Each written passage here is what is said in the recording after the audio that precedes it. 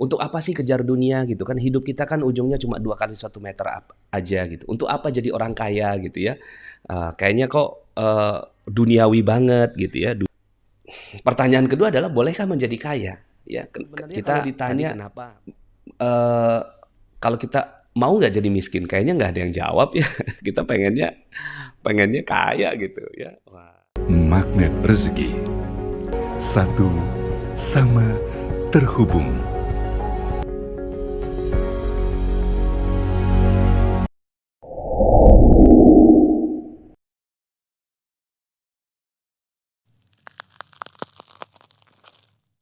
Bismillahirrahmanirrahim. Assalamualaikum warahmatullahi wabarakatuh. Alhamdulillah senang dan bahagia sekali bisa membersamai teman-teman semua di sebuah hari yang dititip oleh Allah Subhanahu wa taala untuk kita isi dengan aktivitas yang bermanfaat, dan hari ini insya Allah menjadi satu kesempatan yang baik ya bagi kita semua untuk belajar bersama ya. Jadi teman-teman semua, ilmu magnet rezeki adalah ilmu yang alhamdulillah dititip oleh Allah Subhanahu wa taala kepada saya. Lalu kemudian dia ternyata ilmunya bekerja ya pada banyak orang, kemudian banyak yang bergabung menjadi certified trainer magnet rezekinya, dan alhamdulillah sekarang menyebar gitu ya. Dan menyebar dengan rasa syukur ya, dengan kecepatan yang luar biasa. Dan alhamdulillah buku Magnet Rezeki saat ini masuk nominasi rekor muri menjadi buku motivasi dengan penjualan bestseller terlama di Indonesia. Alhamdulillah ya. Jadi bahkan mengalahkan uh, Detektif Conan ya sama Harry Potter ya. Alhamdulillah, itu yang kita syukuri. Nah, jadi teman-teman semuanya, hari ini kita akan bahas sebuah materi. Yuk, sama-sama kita baca doa dulu. Bismillahirrahmanirrahim. Rabbi zidni ilman warzuqni fahman. Ya Allah, berikanlah kepada kami kefahaman, ilmu yang bermanfaat, dan juga ya rezeki yang barokah berupa ilmu darimu. Amin ya rabbal alamin. Al-Fatihah. Auzubillahi minasyaitonirrajim. Bismillahirrahmanirrahim. Alhamdulillahirabbil alamin. Arrahmanirrahim. Maliki yaumiddin. Iyyaka na'budu wa iyyaka nasta'in. Ihdinas siratal mustaqim. Siratal ladzina an'amta 'alaihim ghairil maghdubi 'alaihim waladdallin. Amin. Amin amin ya rabbal alamin. Jadi Bapak Ibu, hari ini kita akan berdiskusi tentang hakikat kekayaan dan cara meraihnya ya. Jadi dari sudut pandang mungkin akan sederhana pembahasannya, nggak sampai dalam ya, karena kalau bicara tentang hakikat kekayaan itu pasti banyak sekali versi ya tentang kekayaan. Ada kekayaan hati, ada kekayaan akhirat, kekayaan jiwa gitu ya.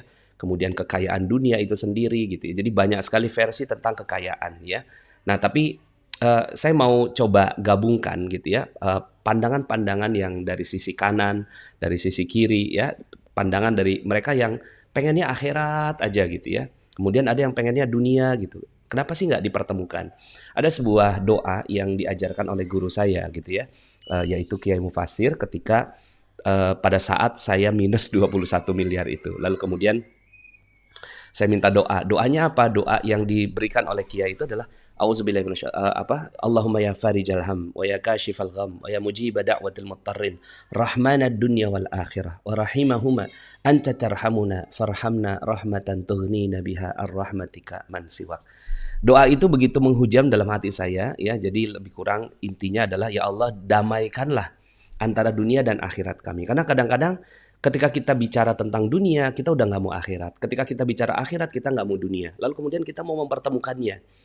Untuk apa sih kejar dunia gitu kan? Hidup kita kan ujungnya cuma 2 kali 1 meter aja gitu. Untuk apa jadi orang kaya gitu ya?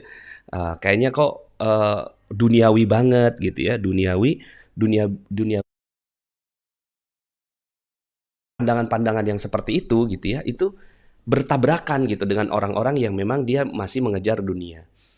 Ada nggak titik temunya ya? Nah, saya menemukan titik temu dalam penjelasan financial literasi atau kecerdasan finansial ya. Nanti kita akan bahas itu ya.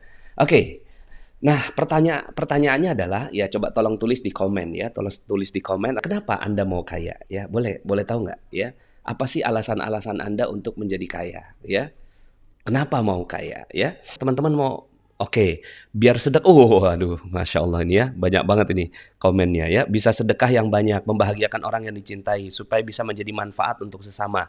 Ingin lebih banyak bersedekah, oke. Ingin membantu dan bermanfaat untuk banyak orang, Pak Nas. Biar banyak bersedekah. Wow, wow, keren juga ya. Artinya teman-teman semuanya nggak memusuhi kekayaan nih ternyata ya. Karena ternyata niat untuk kayanya itu adalah untuk membantu orang lain. Bagus banget ya. Kemudian saya mau kaya biar bermanfaat bagi banyak orang, bermanfaat buat banyak orang. Oke, ya. Saya ingin bahagiakan keluarga dan bantu orang lain. Yes, oke, sip. Nah, jadi teman-teman semua, ternyata setelah kita lihat dari apa tulisan-tulisan teman kita yang ada di sini ya, bahwa semua tuh sebenarnya ada dorongan dalam diri itu untuk pengen loh kaya gitu kan. Tapi kan kita nggak mau loh kayaknya kayak orang sombong ya kan. Kaya yang menzolimi orang lain, kaya yang lagi rame gitu kan, tak kaya tapi membunuh gitu. Kaya tapi masuk neraka, kita nggak mau gitu ya. Kaya itu kita punya niatan-niatan yang luar biasa gitu. Saya salut sama teman-teman semua. Dan karena ada sebagian orang di luar sana yang memusuhi kekayaan. Seakan-akan kekayaan itu adalah sebuah aib gitu ya. Kekayaan itu adalah sebuah aib. Ternyata enggak ya. Kita udah beres ya di urusan ini, kayaknya kita udah sepakat ya. Atau boleh tahu nggak di sini ada nggak yang nggak setuju kalau harus kaya? Ya, boleh nggak? Kita sambil diskusi ini ya. Boleh tulis di chat gitu. Saya nggak setuju Pak Nas. Ini kan rata-rata memang pada pengen kaya nih ya. Ada nggak yang di sini yang saya takut Pak Nas kalau kaya gitu ya. Saya nggak mau Pak Nas kaya gitu ya.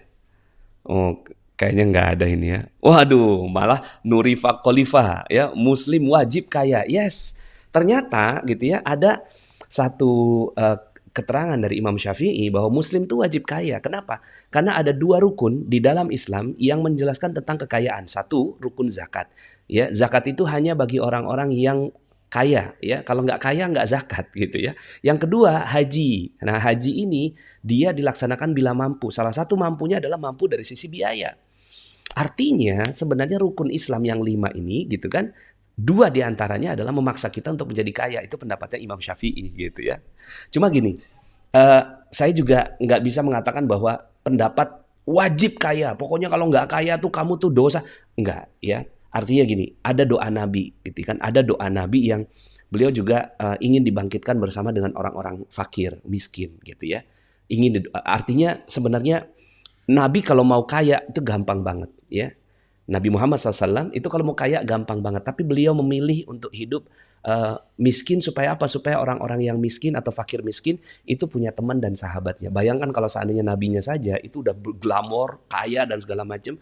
Itu orang fakir miskin nggak punya teman gitu. Nah kira-kira begitulah salah satu alasan kenapa Nabi itu memilih miskin. Juga Ali bin Abi Thalib memilih miskin. Tapi kalau mau kaya itu gampang banget gitu ya.